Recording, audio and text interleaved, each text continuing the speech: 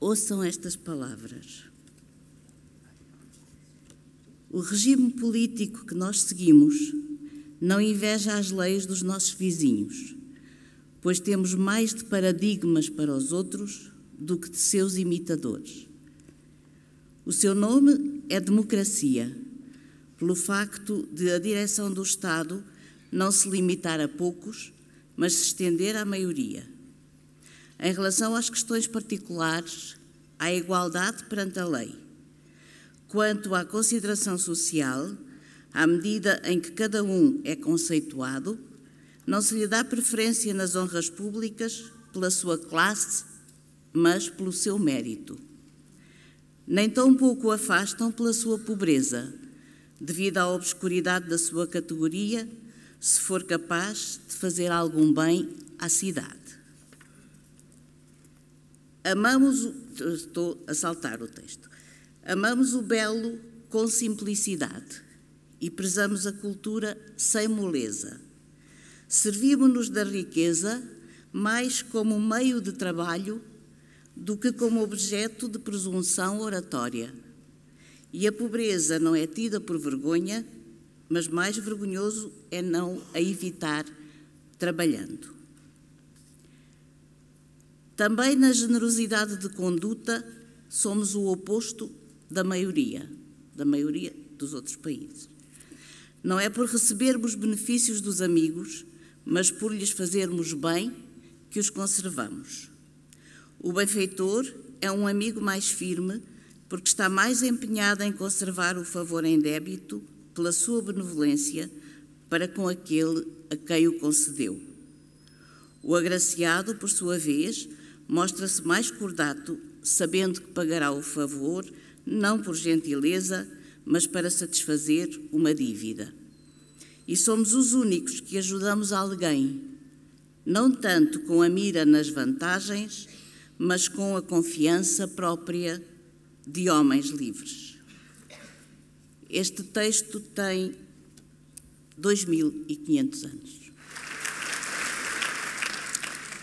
É o relato de Tucídides sobre,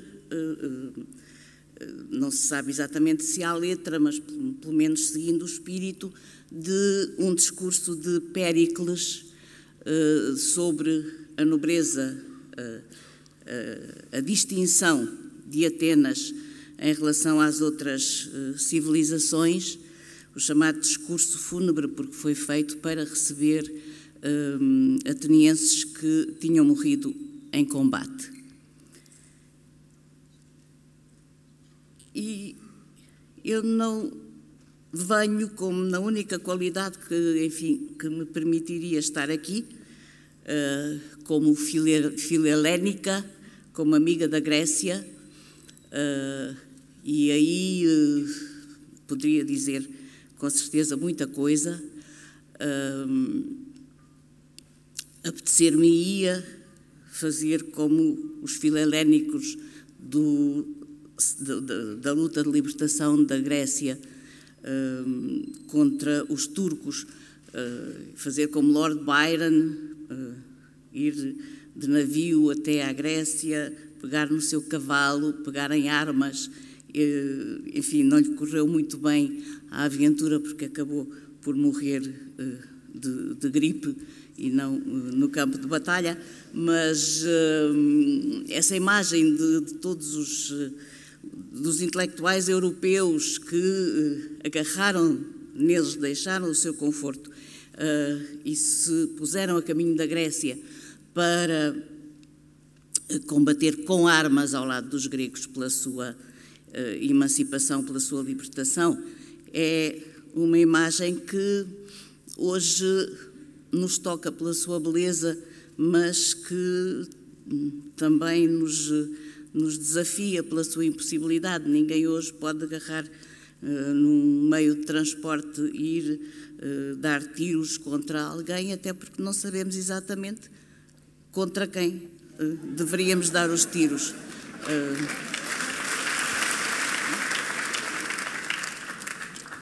Mas não é como filelénica que eu aqui estou. Eu não não cultivo o discurso, nem me cabe a mim cultivar o estilo do discurso. Eu quero ser aqui a voz comum, a voz de quem não tem conhecimentos especiais sobre o que se passa hoje, a voz de quem não sabe exatamente que perguntas fazer nem a quem fazer, e que só pode e deve refletir em conjunto, perguntar em conjunto. Da Grécia Antiga, dessa minha Grécia, que essa sim eu conheço tão bem, retirar um único exemplo, que é o exemplo da praça pública, da Ágora, desse culto que os gregos tinham pela palavra, pelo falar. Há um diálogo de Platão em que Sócrates está a interpelar um caminhante que se atrapalha para manifestar a sua opinião e tenta evitar a conversa, e Sócrates diz-lhe: fala, estás em Atenas, deves falar. E é um falar que não necessita de ser um falar sábio, de ser um falar conhecedor, pode ser uma fala desnudada, interrogadora, de certo modo também um bocadinho politicamente incorreta, para expor pensamentos que são os pensamentos que nos acompanham há tanto tempo, sobre o que é que nos aconteceu, como é que nos aconteceu. Na verdade, nós assistimos, e realmente eu não falo em especial da Grécia, porque se fosse outro país qualquer que estivesse nesta situação, quando me dissessem, vem, eu viria, como vocês vieram, eu viria à mesma. Portanto, os ecos da minha Grécia, e da Grécia onde nasceu a democracia, que muito pouco tem a ver com a democracia de hoje, tem só o empréstimo da palavra, e todos os benefícios, toda a perfeição daquele momento da civilização desapareceu. Nós não somos os herdeiros da Grécia, ao contrário do que se diz. Nós não lhes somos devedores, por simples razão de que a deixámos cair e a deixámos esquecer. E hoje pouco eco, pouca ligação temos com o que foi a Grécia Antiga. Eu estaria aqui por outro país qualquer, provavelmente por Portugal, para fazer estas...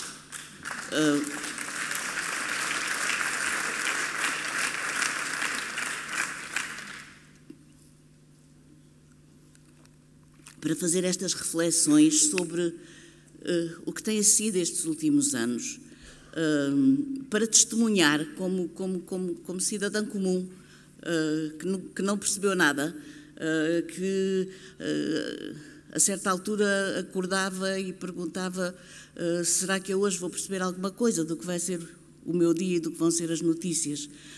Porque o vocabulário mudou, a linguagem mudou e afastou-se completamente do cidadão.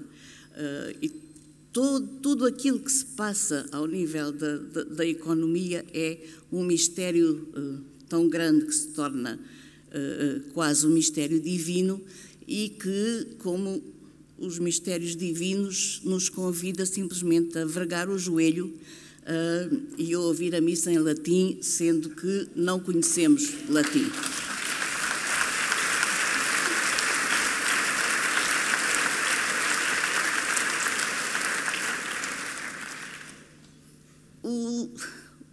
O que eu testemunhei nestes últimos anos foi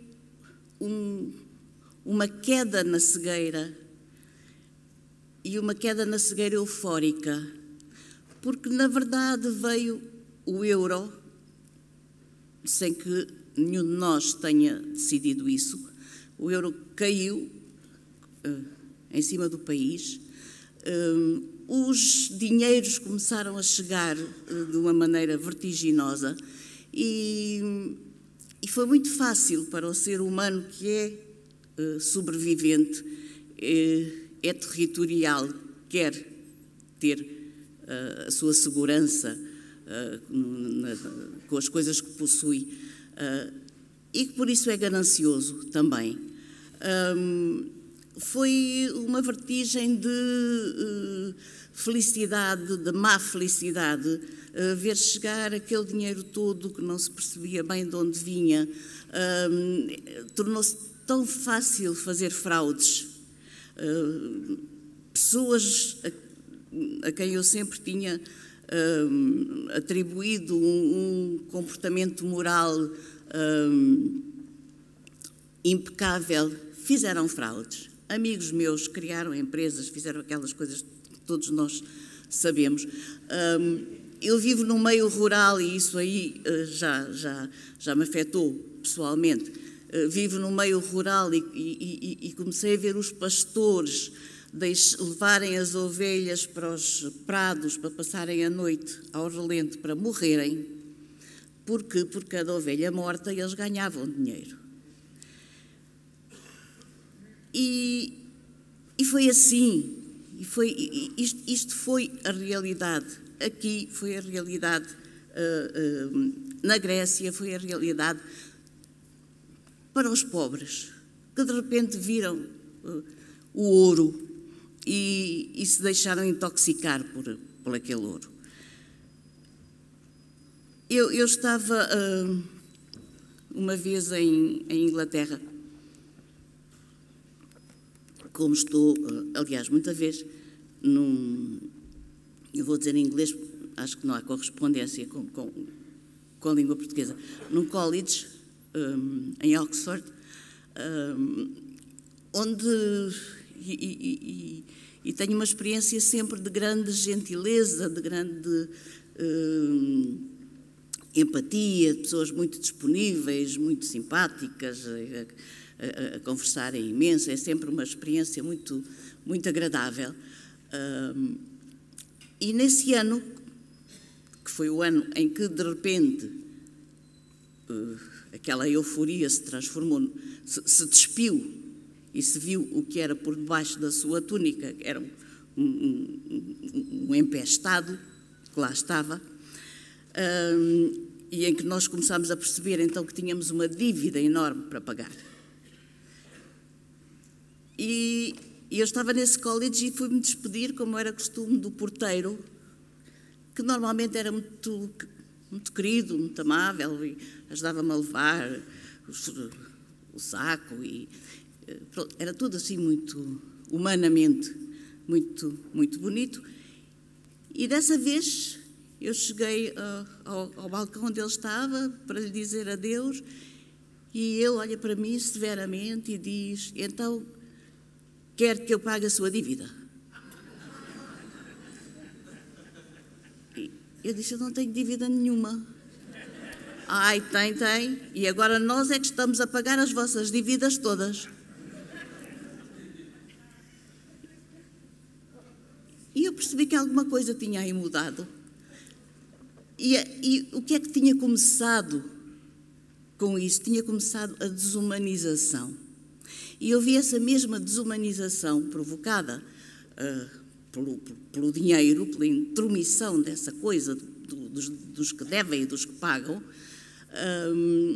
em muito mais lugares. Vi na Irlanda, vi na Grécia. Na Grécia acontecia-me uma coisa engraçada. Eu estive lá algumas vezes com a doutora Maria Helena de Rocha Pereira, que foi a tradutora deste texto. Ela fez questão de que eu dissesse isso. E os lojistas ofereciam-me coisas.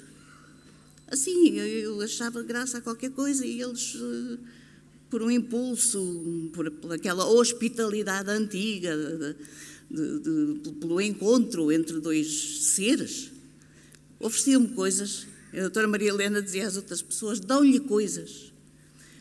Dão-lhe coisas. E depois eu tentava arranjar qualquer coisa para oferecer em troca, nem que fosse uma flor. Enfim, havia esse universo. Com o euro, nunca mais ninguém me ofereceu coisa nenhuma.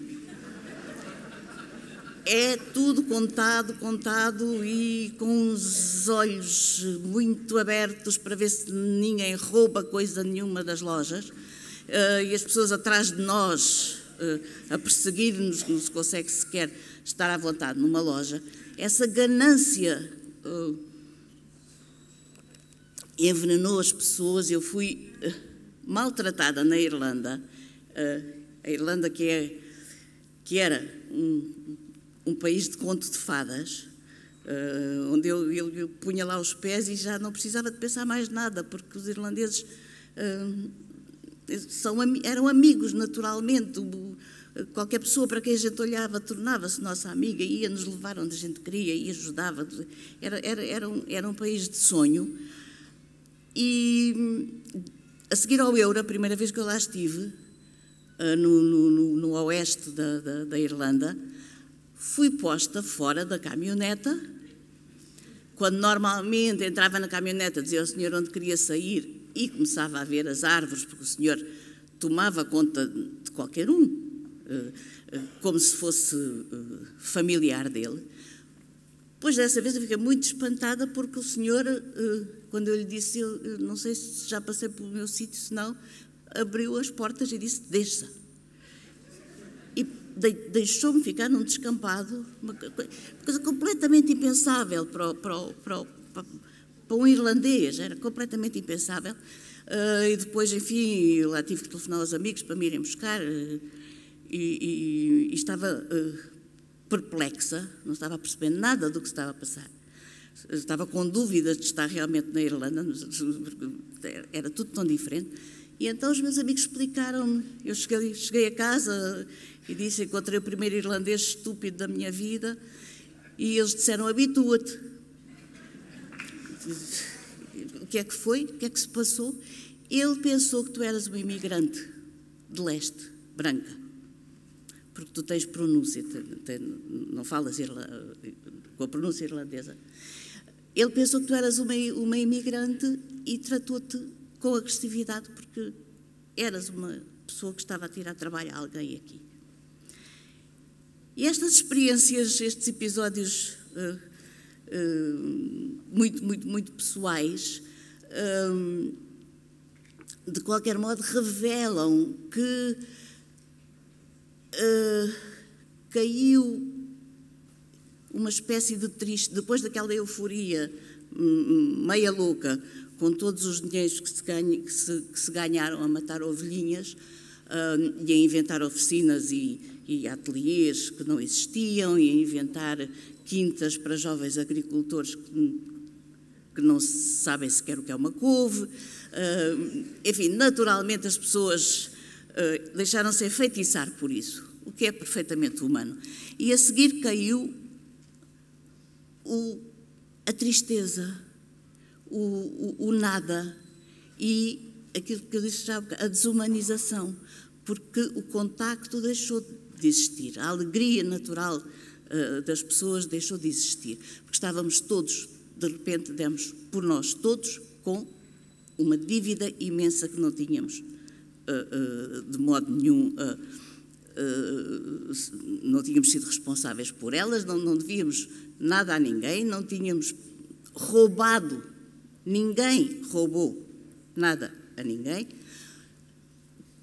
O dinheiro chegou, caiu cá porque os altos governantes que não são eleitos democraticamente, porque a Grécia Antiga não está aqui, os altos governantes resolveram fazer as coisas assim. Os países mais pobres aceitaram obedecer humildemente, com a humildade que lhes fica sempre muito bem à compleição dessas pessoas, aceitaram as ordens que lhes foram dadas, a agricultura desapareceu, autoestradas apareceram, enfim, houve toda uma mudança ditada por mais nada, a não ser pela ditadura. Ditada ditadura não sei muito bem, mas pronto, fica assim o pleonasmo, da economia. A economia chegou e impôs-se como um pensamento único, como o único pensamento possível. A diferença entre uma ditadura salazarista e estista que nós vivemos hoje é que, para além de que durante o salazarismo não havia Machado que cortasse a raiz ao pensamento,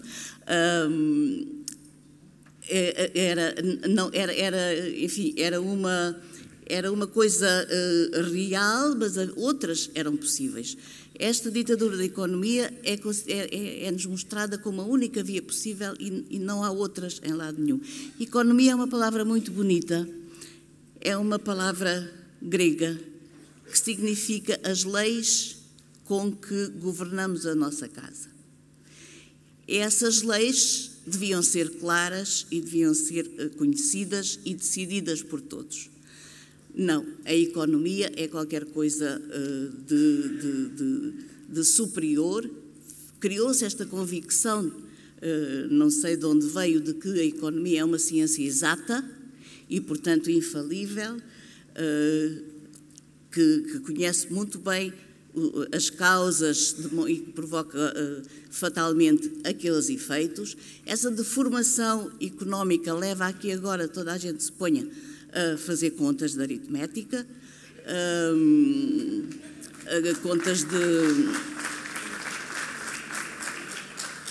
contas elementares de subtrair, contas como eu vi um jornalista muito conceituado fazer, de quantos monumentos das 7 maravilhas da Antiguidade realmente existiam em terreno que hoje corresponde à Grécia. Eram 2. Portanto, as 7 maravilhas hoje não estão na Grécia de hoje. A Grécia de hoje é qualquer coisa de desprezível por causa disso. Não se sabe, enfim, até que ponto esta história do pensamento único e absoluto da economia prejudica o funcionamento cerebral. Muitas vezes eu sou levada a pensar que sim, que há qualquer coisa que não está a funcionar bem na mente das pessoas que nos governam. E isto é o pensamento do cidadão comum, que não sabe exatamente quem lhe pode responder, nem, e muito menos, e isso é que é o mais angustiante, como pode lutar contra uma coisa que é em si abstrata. As nações não existem hoje. Existem esses suprapoderes que têm aqueles nomes estranhos e que mandam realmente nas nossas vidas e nos nossos pseudo-hipotéticos, fantasmáticos países. Eu só queria terminar depois, enfim, desta espécie mais de desabafo que outra coisa, mas estando numa ágora, cada um fala do que quer e como pode. Só queria terminar dizendo que, não percebendo muito bem como é que isto vai evoluir nos próximos dias, enfim,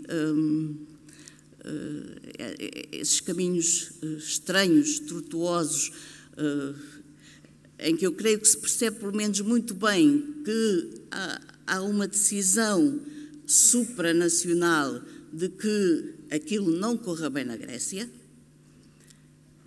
e eles também não merecem que corra bem, porque são gente que uns não são casados, não usam gravata, sentam-se no chão, portanto, também não são maneiras, não é, de se estar na Europa.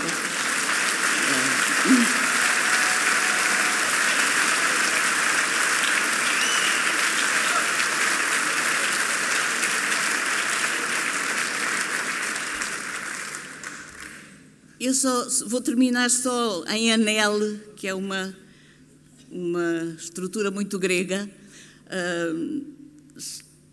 só para dizer que quando eu ouço falar aquela gente do Syriza, e quando ouço falar gregos na rua, como ouvi uma senhora reformada a dizer morremos, mas morremos de pé, quando eu ouço o Tsipras a dizer que é a terra da democracia e o povo é que manda ali, apesar de ter passado tanto tempo, de termos perdido tanta coisa da Grécia, praticamente tudo, alguma coisa começa ali a ligar-nos ao passado. É a dignidade de um povo.